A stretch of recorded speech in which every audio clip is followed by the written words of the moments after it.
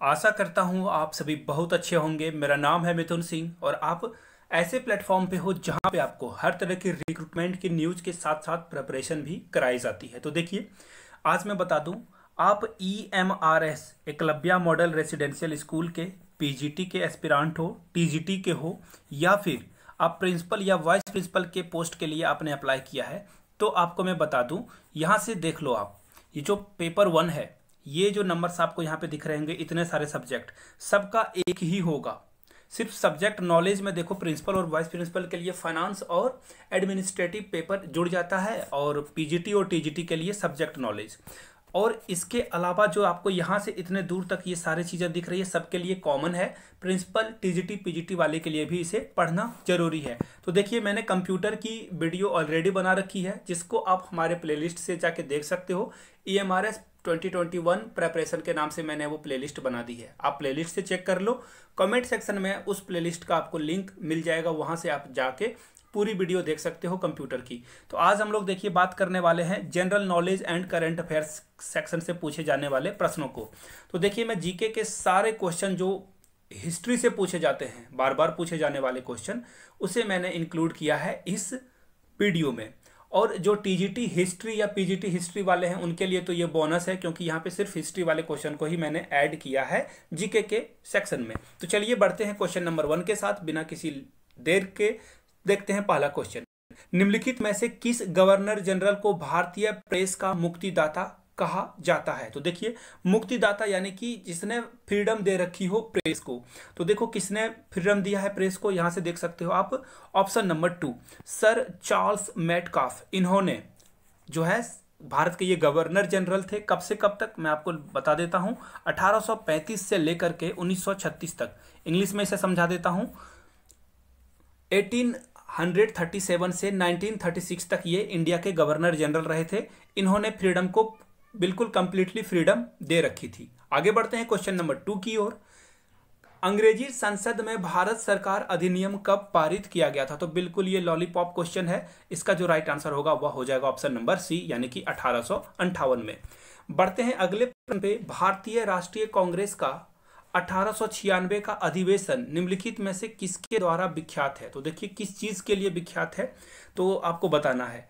Actually 1896 का जो अधिवेशन हुआ था, कॉन्फ्रेंस हुआ था, उसमें किस चीज को जो है बढ़ा चढ़ा के दिखाया गया था, या क्या इवेंट हुआ था? तो देखिए, यहाँ पे सबसे पहले क्या किया गया था, राष्ट्रीय गीत गाया गया था। राष्ट्रीय गान नहीं, राष्ट्रीय गीत। आप लोग सारे लोग कमेंट करके मुझे जरूर बताएंगे कि राष्ट्रीय गीत हमारा कौन सा है भारत का। कमेंट करके बताइएगा, मैं सारे कमेंट जरूर पढ़ूंगा। आगे बढ़ते हैं क्वेश्चन नंबर 4 में। स्वतंत्रता आंदोलन के दौरान रविंद्रनाथ टैगोर ने नाइटहुड की उपाधि किस घटना के विरोध में वापस कर दी थी? तो देखिए, नाइटहुड की उपाधि जो थी, उनको अंग्रेजों के द्वारा दी गई थी। उन्होंने जलियांवाला बाग हत्याकांड के बाद इसे क्या किया था, रिटर्न कर दिया था। किसे? चेम्सफोर्ड को। लॉर्ड चेम्सफोर्ड को उन्होंने कहा कि भाई अब तुम ले लो, ये सम्मान मुझे नहीं चाहिए। तो चेम्सफोर्ड को उन्होंने कहा कि ये सम्मान आप अपने पास ही रखो। आपने जो यहाँ पे जलियांवाला बाग हत्याकांड किया है, इससे मैं बहुत क्या हूँ, अपसेट हूँ, दुखी हूँ। आप अपना सम्मान वापस ले जाओ। कमेंट करके आप लोग बताइएगा जलियांवाला बाग हत्याकांड कब हुआ था। देखिए, आप मेरे साथ जब इन सारे चीज़ों को प्रैक्टिकली पढ़ते जाओगे, तो कमेंट करते जाओगे, तो आपका और भी जीके का रिवीजन साथ साथ में होता जाएगा। बढ़ते हैं क्वेश्चन नंबर 5 की ओर। भारत में पहली यूरोपीय बस्ती किस स्थान पर स्थापित की गई थी? तो मैं आपको बता दूं, इसका जो राइट आंसर है वह है केरल, जहां पे कोची एक जगह पे है। अब कोची में और ज्यादा स्पेसिफिक में जाऊं तो एर्नाकुलम एक जगह है। जी हाँ, एर्नाकुलम आप जरूर जाएं, मैं वहां पे गया था and that is very great place. बिल्कुल, वहां पे दो बीचेस हैं, वहां पे आप हाउस बोटिंग का भी आनंद ले सकते हो। ग्रेट प्लेस, जरूर जाइए आप। और ऐसे ही चलो एक और जीके में आपसे पूछ देता हूं। जैसे ये केरल का नाम यहाँ पे आया, आपको बताना है केरल को कौन सा प्लेस कहा जाता है, कौन सा गॉड्स ऑन या क्या कहा जाता है? आप लोग कमेंट करके बताओ, मैंने थोड़ा सा हिंट आपको कर दिया। देखिए, अब आगे बढ़ते हैं।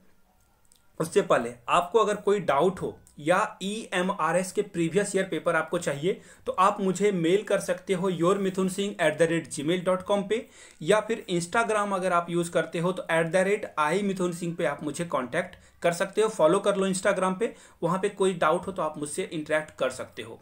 पहली बात। दूसरी बात, यहाँ देखिए, आप EMRS के प्रीवियस ईयर पेपर ले सकते हो। ये पेड है, ऑनलाइन फ्री में अवेलेबल है। अगर आप खोज सकते हो तो खोज लो और ले लो। अगर नहीं खोज पा रहे हो तो मुझे पेड करने की आपको ज़रूरत है। यहाँ से देख लीजिए, पैडागोजी के लिए जो मैंने, देखो पैडागोजी के लिए मैंने नोट्स तैयार कर रखे हैं, जिनको इस सेक्शन की तैयारी के लिए पैडागोजी जो 20 मार्क्स का पूछा जाएगा, इसके लिए अगर आपको नोट्स चाहिए तो आप मुझे मेल कर लो या फिर इंस्टा पे फॉलो करके क्वेश्चन पूछ सकते हो। ये मैं क्लियर कर दूं, ये पेड सर्विस है, फ्री में कुछ भी नहीं है। और एक और बात, जिन्हें लग रहा होगा बुरा कि मैं ये पैसे लेके कर रहा हूं, तो भाई मुझे भी दाल रोटी का इंतजाम करना है, सब कुछ फ्री में देता रहूंगा। समाज सेवा तो मेरी घर वाले और मेरी सेवा कौन करेंगे? तो क्लियर वाली बातें हैं, साफ साफ कहना। और मैंने आपको कह दिया, अगर आप लेना चाहते हो तो you can contact me on Instagram and as well as email. आगे बढ़ते हैं क्वेश्चन नंबर 6 की ओर। निम्नलिखित में से किस राज्य ने अंग्रेजों को मुक्त व्यापार के लिए सुनहरा फरमान जारी किया था? तो देखिए, सुनहरा यानी कि अंग्रेजों के फेवर में जो है ये फरमान जारी किया गया था। तो ये जो राइट आंसर है, देखिए ये गोलकुंडा था जिसने ये फरमान जारी किया था। और इसके एवज में अंग्रेज उन्हें 500 पेगोड़ा दिया करते थे। तो जिसके लिए इन्होंने क्या किया, अंग्रेजों को फ्री में जो है ट्रेड करने के लिए अनुमति दे दी। बढ़ते हैं क्वेश्चन नंबर 7 की ओर। आपको बताना है सलबाई की संधि किस युद्ध से संबंधित है? तो देखिए, सलबाई की जो संधि है दोस्तों, वह है प्रथम आंग्ल मैसूर युद्ध से। तो आपका राइट आंसर ए जाएगा, लेकिन थोड़ी सी और मैं आपको मेहनत करके बता देता हूं। आप यहां से देख सकते हो, ये युद्ध जो हुआ था दोस्तों, मराठा और ब्रिटिशर के बीच में हुआ था। मराठा और ब्रिटिशर्स यहां पे आमने सामने आ गए थे। मैं पूरा नहीं लिखूंगा, बी से आप समझ जाना, ब्रिटिशर्स। और आप लोग कमेंट करके, अब आपकी बारी, आपको कमेंट करके ये बताना है कि आंग्ल मैसूर युद्ध कब हुआ था प्रथम। चलिए, द्वितीय तृतीय भी अगर आप बता सकते हो तो कमेंट करके बता दीजिए। और सारे लोग जाके जरूर लाइक करें कमेंट को, जो सारे क्वेश्चंस का आंसर कर रहे हैं उन्हें अप्रिशिएट करें, थैंक यू जरूर बोले आप। आगे बढ़ते हैं क्वेश्चन नंबर 8 की ओर। बक्सर की लड़ाई ईस्ट इंडिया कंपनी द्वारा किसके साथ लड़ी गई थी? तो देखिए, बक्सर की लड़ाई जो है दोस्तों, ये लड़ी गई थी मीर कासिम और ईस्ट इंडिया कंपनी के बीच में। अब मैं आपको बता देता हूं, ये लड़ाई जो है हेक्टर मुनरो जो है अंग्रेजों की तरफ से लड़ रहे थे। तो आपको बस कमेंट करके ये बताना है, आंसर तो आपका ए हो गया, लेकिन आपको कमेंट करके बस इतना बताना है कि ये किस ईस्वी में लड़ा गया था। यानी 1764 में ये, सॉरी अब क्या करूं, मैं बोल दिया इस मैंने, 1764 में ये लड़ा गया था। चलिए, अगले प्रश्न का जवाब देना, मुझसे ये आंसर ही निकल गया। क्वेश्चन नंबर 9 की ओर बढ़ते हैं। निम्नलिखित में से भारतीय शिक्षा का मैग्ना कार्टा किसे कहा जाता है? तो देखिए, मैं आपको बता दूं, इसका जो राइट आंसर है, सबसे पहले आप जान लो, वुड डिस्पैच। तो ये क्यों हुआ था? तो देखिए, 1854 में इन्होंने, वुड्स जो हैं, इन्होंने लॉर्ड डलहौजी को एक लेटर लिखा। हाँ, ये लव लेटर नहीं, ऑफिशियल लेटर भी होता था पहले, सारे काम लेटर के माध्यम से होते थे। अभी भी सर्कुलर जारी किया जाता है, बट ये अब ऑनलाइन होता है। तो पहले लेटर जारी किया गया। तो लॉर्ड डलहौजी ने क्या किया, एक लेटर लिखा 1854 में, और लॉर्ड डलहौजी को लिखा गया, सॉरी, वुड्स के द्वारा। और उन्होंने कहा कि जो प्री प्राइमरी स्कूल है वहाँ पे आप मातृभाषा पढ़ाओ, मदर टंग पढ़ाओ, और जो अपर प्राइमरी है वहाँ से इंग्लिश की शिक्षा शुरू करो। तो अंग्रेज क्या करते थे, शुरू से ही इंग्लिश शिक्षा को, उन्होंने इंग्लिश को प्रायोरिटी देनी शुरू कर दी थी। तो इन्होंने, वुड्स ने क्या कहा था कि देखिए, ये ऐसा करना सही नहीं होगा, जो मदर टंग है बच्चे की उसी के अकॉर्डिंग उन्हें आगे बढ़ना चाहिए। चलिए आगे बढ़ते हैं क्वेश्चन नंबर 10 की ओर। वर्नाकुलर प्रेस अधिनियम और शस्त्र अधिनियम किस वायसराय के द्वारा पारित किया गया था? तो देखिए, वर्नाकुलर जो प्रेस अधिनियम है और शस्त्र अधिनियम, ये किया गया था पारित लॉर्ड लिट्टन के द्वारा। देखिए, आपको यहाँ पे दिख रहा होगा, देखिए यहाँ पे ऑप्शन नंबर ए में। तो अब देखिए, ये आपको मैं एक और छोटा सा जीके आपको बता दूं, ये जो लॉर्ड लिट्टन थे 1876 से लेकर 80 तक यहाँ पे थे, ये यहाँ इंडिया में। और इनका जो उस समय अकाल पड़ा था 1876 से 80 में, इसको उन्होंने ठीक से नहीं संभाला था, जिसके लिए इनको बहुत ही क्रिटिसाइज किया गया था। आगे बढ़ते हैं। निम्नलिखित में से किस वायसराय की हत्या उनके कार्यकाल के दौरान, यानी कि जब वो इंडिया में कार्यरत थे, काम कर रहे थे, तब उनको जो है मार दिया गया?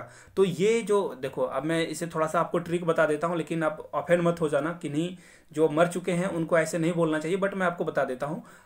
मयो, तो देखो, जो मयो मतलब मरना, तो ऐसे आप इन्हें याद कर सकते हो। तो लॉर्ड मेयो जो हैं वो मर गए थे कब? वायसराय की हत्या कब कर दी गई थी? ये कर दिया गया था ये जो है इनको जो है मारा गया था अंडमान निकोबार पोर्ट पे। और किसके द्वारा मारा गया था? एक पठान ने इनकी हत्या कर दी थी। क्यों? क्योंकि अंग्रेज तो अच्छे थे नहीं, इसलिए इसकी हत्या कर दी गई थी। आगे बढ़ते हैं क्वेश्चन नंबर 12 की ओर। लॉर्ड रिपन ने हंटर आयोग का गठन किस लिए किया था? तो देखिए, हंटर आयोग आपको लग रहा होगा कि कुछ अलग ढंग का, लेकिन ये एजुकेशन से संबंधित है, यानी कि ऑप्शन नंबर आपका क्या होगा? बी हो जाएगा। शिक्षा सुधार करने के लिए उन्होंने हंटर आयोग का गठन किया था। किसने? लॉर्ड रिपन ने।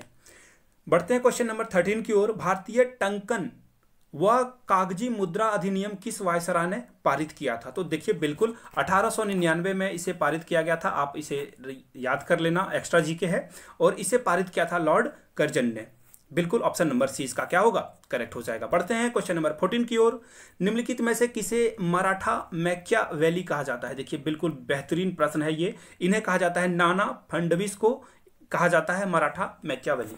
आगे बढ़ते हैं क्वेश्चन नंबर 15 की ओर। श्रीरंगपट्टनम की संधि किस संबंध में और किस युद्ध से है? तो देखिए, श्रीरंगपट्टनम की जो संधि है वह तृतीय आंग्ल मराठा युद्ध से संबंधित है। आप लोगों को मैंने पहले भी पूछा था, प्रथम युद्ध था आंग्ल का, द्वितीय और तृतीय, सारे का आपने कमेंट में अगर अभी तक नहीं जवाब दिया है तो गूगल करके जरूर जवाब दे दें, ताकि आपका भी एक बार सारे जीके को जो है आप रिकॉल कर पाओ।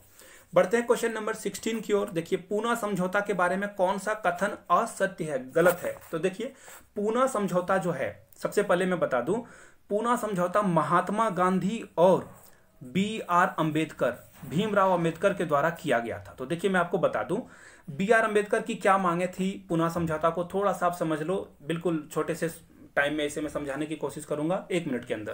देखिए, पूना समझौता में अम्बेडकर क्या चाह रहे थे कि किसी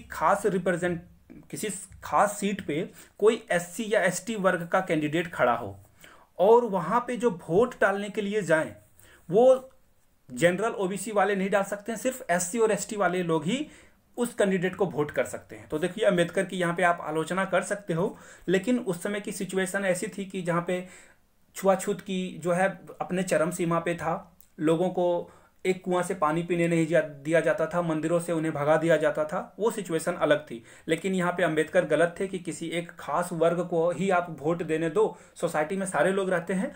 तो गांधी जी के बीच में मन मुटाव हुआ अम्बेडकर के बीच में।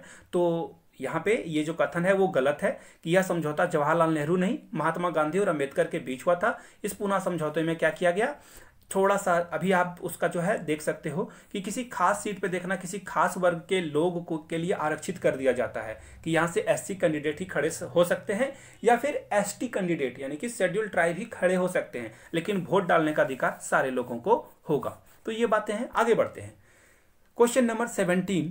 महाद सत्याग्रह का नेतृत्व किसने किया था? तो देखिए, इसका जो राइट आंसर है दोस्तों वह हो जाएगा B.R. अम्बेडकर। जी हाँ, भीमराव अम्बेडकर। कमेंट करके बताइए B.R. अम्बेडकर का डेट ऑफ बर्थ क्या है, विथ ईयर। आपको जो डेट ऑफ बर्थ है वो पूरा कंप्लीट बताना है, क्योंकि ऐसे प्रश्न आपको एग्जाम में पूछे जाते हैं। Question number 18। East India company ने किस वर्ष बॉम्बे को पुर्तगालियों से प्राप्त किया था? देखिए, सबसे पहले आप जान लो पुर्तगाली क्या थे।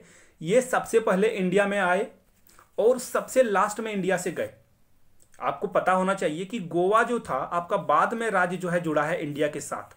तो आप लोग कमेंट करके बताइए कि गोवा इंडिया में कब शामिल हुआ था, वहां पे जो ये पुर्तगाली और जो फ्रांसीसियों का कब्जा था वो कब खत्म हुआ था। आप लोग कमेंट करके इसे जरूर बताइएगा। तो देखिए, ईस्ट इंडिया कंपनी ने बॉम्बे को पुर्तगालियों से कब प्राप्त किया था? लड़कर के 1668 में, यानी कि 1668 ईयर में इसे पा लिया था, यानी कि ऑप्शन बी क्या होगा? करेक्ट हो जाएगा। बढ़ते हैं क्वेश्चन नंबर 19 की ओर। गुलामगिरी नामक पुस्तक किसने लिखी है? तो बिल्कुल ज्योतिबा फुले, जो कि आडंबरों से दूर रहते थे, अंधविश्वास को जो है वो समाज से खत्म करना चाहते थे। जो निम्न वर्ग के लोग हैं, अब देखो निम्न वर्ग के तो नहीं बोल सकते हैं, लेकिन जिन्हें छुआछूत को लेकर जो है पीछे दबाया गया था, उन्हें दलित समझा गया था, उनको ज्योतिबा फुले ने सशक्त करने का अभियान चलाया था। तो ऑप्शन सी इसका क्या होगा? करेक्ट हो जाएगा। बढ़ते हैं क्वेश्चन नंबर 20 की ओर। स्वतंत्रता के समय भारतीय राष्ट्रीय कांग्रेस के अध्यक्ष कौन थे? तो देखिए, बिल्कुल आसान सा लड्डू वाला क्वेश्चन, बहुत बार पूछा जाता है। JB Kripalani is the right answer. Comment करके आप लोग बताइएगा भारतीय राष्ट्रीय कांग्रेस की स्थापना किसने की थी? चलिए देखना चाहूंगा। देखो, अगर आप अभी तक सारे क्वेश्चन का आंसर कर रहे हो, मैं चाहूंगा कि आप एक ही ऑप्शन में, एक ही कमेंट में सारे चीज का आंसर कर दो तो मजा आ जाएगा। हिंदी में, इंग्लिश में, जिसमें करना चाहो कर दो, मुझे बहुत खुशी होगी। इससे क्या होगा, दूसरे का भला हो जाएगा। जिन्हें नहीं पता वो कमेंट देख के तुरंत जान जाएंगे।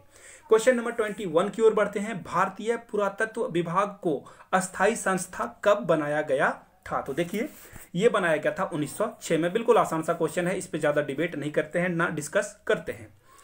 सुभाष चंद्र बोस ने अंतरिम सरकार की स्थापना कब की थी? सुभाष चंद्र बोस का एक फेमस नारा है, आप लोग कमेंट करके जरूर बताइए। तो देखिए, इसका जो राइट आंसर होगा दोस्तों, वह हो जाएगा 1943। 1943 में सुभाष चंद्र बोस ने अंतरिम सरकार की स्थापना की थी।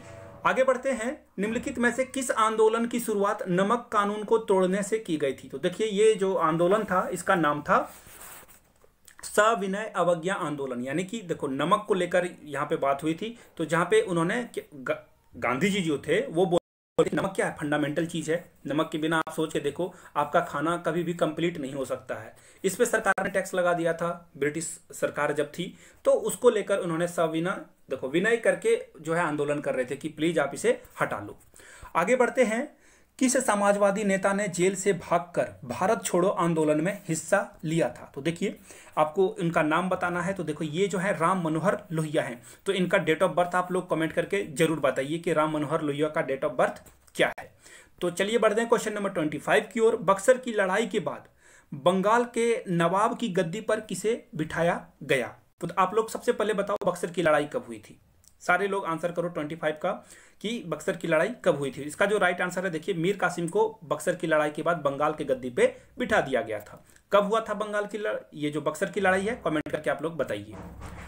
आगे बढ़ते हैं। 1857 के क्रांति के दौरान भारत का गवर्नर जनरल कौन था? तो देखिए, भारत जब 1857 की क्रांति जब हुई थी, तो उस समय जो यहाँ के गवर्नर जनरल थे वो थे लॉर्ड कैनिंग। जी हाँ, लॉर्ड कैनिंग इसका राइट आंसर हो जाएगा। बढ़ते हैं आगे। अब देखिए, भगत सिंह, राजगुरु, सुखदेव और जय गोपाल किस संयंत्र में शामिल थे? तो देखिए, इसका जो राइट आंसर, सबसे पहले तो देखो यहाँ पे कानपुर इन्होंने गलत लिखा है, मैंने सॉरी फॉर दैट। देखो, गलत जो है हिंदी में नहीं लिखना चाहिए, ये ऐसा कानपुर होता है। तो अब देखिए, यहाँ पे 27 नंबर का जो राइट आंसर होगा क्वेश्चन नंबर 27 का, ये लाहौर संयंत्र के जो है शामिल इन्हें हुआ। एक सेकेंड, सॉरी, ये जो है मैं आपको बता देता हूँ। क्वेश्चन नंबर 27, एक्चुअली मैंने जो आंसर लिख रखा था ये बिल्कुल लाहौर राइट है। लाहौर संयंत्र होगा इसका। इसके कारण जो है इन तीनों लोगों को शामिल थे, इसके कारण इन्हें जो है कोर्ट का सामना करना पड़ा था। तो देखिए क्या था, ये लाला लाजपत राय के मृत्यु के बाद ये जो है काम किया गया था इन तीनों के द्वारा।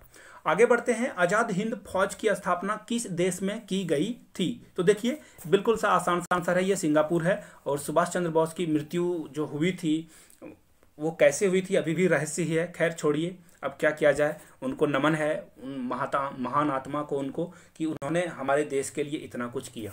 चलिए बढ़ते हैं क्वेश्चन नंबर 29 की ओर।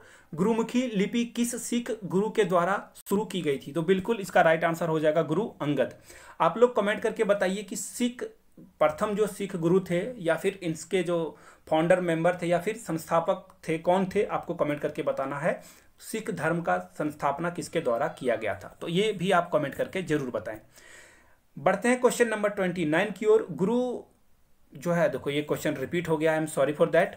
आगे बढ़ते हैं 30 की ओर। कांग्रेस ने किस अधिवेशन में पूर्ण स्वराज का प्रस्ताव पारित किया था? तो इसका जो राइट आंसर है वह है लाहौर, यानी कि बी नंबर। और लाहौर मैं आपको बता दूं अभी पाकिस्तान में है। कमेंट करके बताइए पाकिस्तान की राजधानी कहाँ पे है, उसके प्राइम मिनिस्टर कौन है, अभी वहाँ के प्रेसिडेंट कौन है। ऐसे क्वेश्चन एग्जाम में आते हैं कभी कभी। तो चलिए फिलहाल के लिए इतना ही। You guys are amazing. उससे पहले आपको मैं अमेजिंग बोलूं, एक्चुअली आप लोग तो अमेजिंग हो ही, लेकिन आपको बस फिर से एक बार रिकॉल करा दूं मैं। अगर आपने पूरी वीडियो देख ली है तो थैंक यू सो मच, आपने पूरी वीडियो देखी। सबसे पहले ईमेल कर लो आप मुझे yourmithunsingh@gmail.com पे। इंस्टा पे हो तो डू फॉलो मी @imithunsingh पे, और वहां से आप पैडागोजी के नोट्स मुझसे ले सकते हो। कुछ नहीं करना है, आपको बस ईमेल कर लेना है। मैं आपको जो है मेथड पेमेंट मेथड जो है वो आपको बता दूंगा। अगर आप प्रीवियस ईयर पेपर लेना चाहते हो EMRS के, तो भी आपको इसी ईमेल आईडी पे आपको मैसेज करना है और मेल कर देना है आपको, या फिर इंस्टा यूज करते हो तो @imithunsingh पे आप मुझे कांटेक्ट कर सकते हो। Thank you so much, you guys are amazing, keep reading, keep learning, keep growing.